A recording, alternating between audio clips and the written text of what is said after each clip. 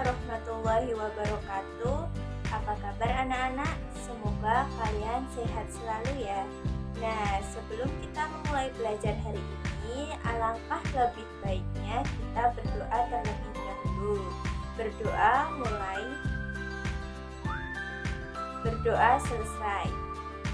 Sebelumnya, mari kita lihat kompetensi dasar apa yang harus kita pelajari pada belajar kali ini. Nah, untuk kompetensi dasarnya, KD yang pertama yaitu KD 3.11, menganalisis isi struktur yang berupa orientasi, pengajuan, penawaran, persetujuan, penutup, dan kaidah kebahasaan teks negosiasi. Lalu KD yang kedua, KD 4.11 yaitu mengkonstruksi teks negosiasi dengan memperhatikan isi, struktur, dan kebahasaan teks negosiasi. Nah, anak-anak, apakah kalian pernah pergi ke pasar untuk membeli suatu barang, lalu kalian menawar harga tersebut karena menurut kalian terlalu tinggi? Atau kalian pernah meminta uang kepada orang tua kalian namun dengan berbagai alasan? Apakah kalian sadar apa yang kalian lakukan itu merupakan salah satu kegiatan bernegosiasi? Nah, bernegosiasi juga bisa dilakukan oleh suatu negara loh. Misalnya bangsa Indonesia yang melakukan negosiasi untuk mencapai kemerdekaan ini. Jadi negosiasi itu penting dalam kehidupan sehari-hari kita. Apalagi untuk kalian yang ingin menjadi presiden, bupati, bahkan camat, kalian harus memiliki kemampuan bernegosiasi dengan baik. Selanjutnya, mari kita pelajari tentang negosiasi lebih lanjut. Namun sebelum itu, kalian simak video berikut ini tentang salah satu dari kegiatan bernegosiasi. Permisi Bu, harga mangga ini sekilo berapa ya? Oh, kalau ini murah kok Mas. Ini harganya sekilo 30.000. Ayo silakan. Wah, mahal banget itu Bu. Boleh kurang nggak? Masa segitu? Ya, nggak boleh ta Mas. Ini barangnya bagus loh. Ini bukan barang karbitan, matang pohon nih, masak pohon, beneran. Iya Bu, tahu. Tapi harganya masa nggak boleh kurang? Kan ini lagi musimnya toh Bu. 20.000 saja ya? Ya, boleh ya? Oh ya nggak boleh Mas. 28.000 ya. Nanti biar saya dapat untung. Nah gitu, boleh Bu saya.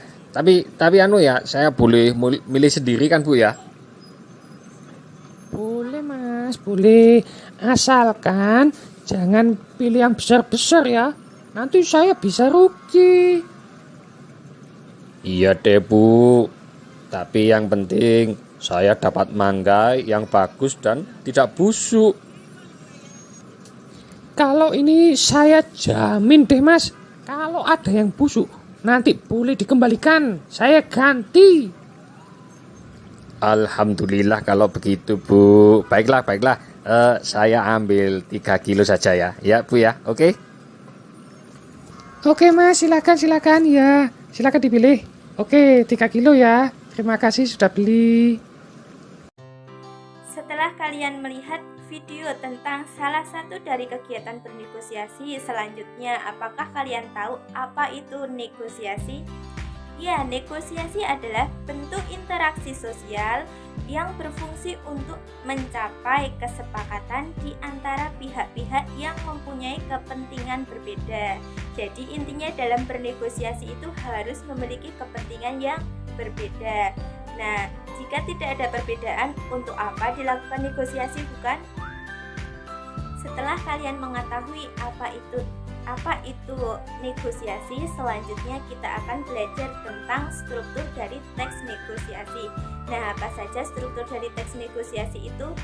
Yang pertama yaitu orientasi. Dalam orientasi ini berisi ucapan salam, sapaan atau ucapan pembuka untuk memulai sebuah interaksi. Lalu struktur yang kedua yaitu pengajuan. Nah, pengajuan ini dilakukan oleh pihak pertama atau jika dalam jual beli, struktur ini dilakukan oleh si penjual, di mana pihak pertama ini mengajukan tuntutan dan meminta pihak kedua untuk menanggapi tuntutannya. Misalnya saat kalian ingin membeli sebuah buah, nah lalu si penjual buah ini mengatakan bahwa harga buah yang kamu inginkan ini adalah sebesar Rp30.000 per kilonya. Lalu struktur yang ketiga yaitu penawaran. Nah, struktur ini merupakan struktur inti dari teks negosiasi. Nah, dalam struktur penawaran ini terjadi tawar-menawar yang dilakukan oleh pihak kedua atau jika dalam jual beli dilakukan oleh pihak pembeli. Nah, setelah pihak pertama mengajukan pengajuan, selanjutnya akan ditanggapi dan dilakukan tawar-menawar oleh pihak kedua. Misalnya setelah tadi kalian mendengar pengajuan dari si penjual buah dengan mengatakan buah tersebut seharga Rp30.000 per kilonya. Nah, kamu di sini akan mengajukan penawaran, misalnya kalian menawar lebih rendah dengan harga Rp20.000 per kilonya. Lalu struktur yang keempat yaitu persetujuan. Nah, dalam persetujuan ini dilakukan oleh pihak pertama. Apakah kesepakatan tadi masih menguntungkan dirinya atau tidak? Jika masih menguntungkan dirinya, maka pihak pertama ini akan mengatakan persetujuan. Lalu struktur yang terakhir yaitu penutup. Dalam struktur ini terdapat salam penutup atau ucapan terima kasih atau ucapan penutup lainnya yang bisa menutup sebuah aktivitas dari bernegosiasi, ataupun bisa dengan mengucapkan permintaan maaf apabila tidak terjadi kesepakatan untuk mencapai tujuan dari bernegosiasi.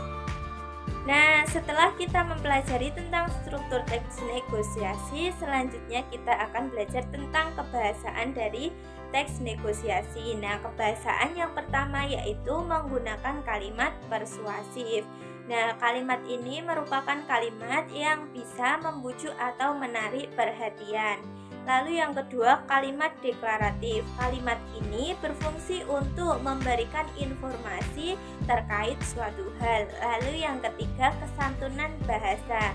Nah, kesantunan bahasa ini harus dilakukan oleh pihak-pihak yang melakukan negosiasi agar terciptanya komunikasi yang baik sehingga tujuan dari negosiasi ini tercapai. Lalu yang keempat yaitu konjungsi.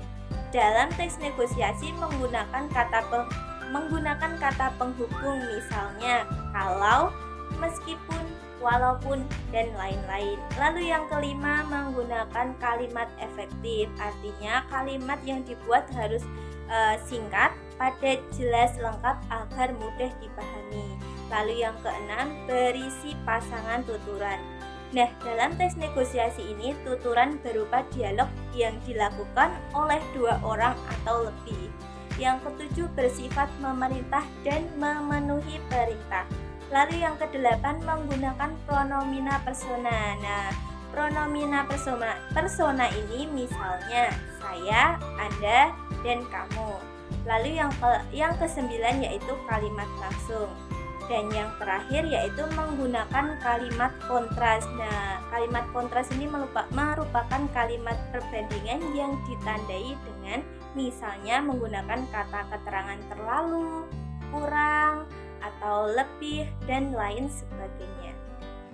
Dari penjelasan materi tentang teks negosiasi tadi, apakah kalian sudah paham? Jika kalian sudah paham, kalian bisa mengerjakan tugas berikut ini. Nah, tugasnya kalian coba buat satu saja teks negosiasi dengan memperhatikan isi, struktur, dan kebahasaan dari teks negosiasi. Nah, Ibu harap kalian mengerjakan tugas ini dengan sungguh-sungguh ya. Anak-anak, bagaimana belajar kita hari ini tentang teks negosiasi? Nah, kalian juga bisa loh melakukan negosiasi ini di kehidupan sehari-hari kalian. Namun ingat ya, kalian harus tetap menerapkan sikap-sikap yang baik saat bernegosiasi. Misalnya, kalian harus jujur, harus santun, dan harus menggunakan bahasa yang sopan agar apa yang kalian inginkan itu dapat tercapai. Nah, belajar kita sudah berakhir sampai di sini. Selanjutnya, anak-anak, Ibu mohon maaf apabila ada kelebihan dan kekurangan dalam bersikap dan berucap. Selain itu, Ibu juga ucapkan terima kasih kepada kalian semua yang sudah menyimak video ini dengan baik dan seksama. Semoga ini bermanfaat untuk kita semua. Nah, sebelum Ibu akhiri pembelajaran kita pada kali ini, mari kita berdoa terlebih dahulu. Berdoa mulai. Berdoa selesai. Nah, anak-anak, Ibu akhiri ya. Wassalamualaikum warahmatullahi wabarakatuh.